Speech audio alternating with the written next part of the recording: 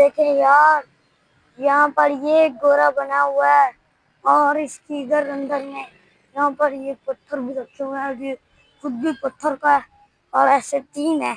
एक और भी दिखाता हूँ, ये 1, अब गिनते जाना। और यहाँ पर एक और भी है, जो कि दूसरा है। अब ये वाला एक ये है और एक ये है। ये इसको देखते हैं, देखें। ओए यार, ये खुद से पत्थर का बना है, इसकी पूंछ कितनी लंबी है। ओए ओए, ये देखो यार। तो एक और भी है, एक वो है, वो देखें, एक वो है।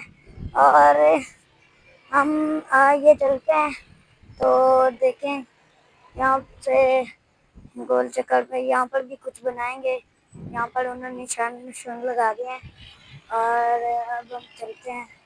तो जुड़े रहिए मेरे चैनल से, लाइक सब्सक्राइब कमेंट में बताना ये क्या थे। और घंटी के निशान को दबाना ना भूलें, ताकि मेरा हर व्लॉग आपके पास पहुंचता रहे।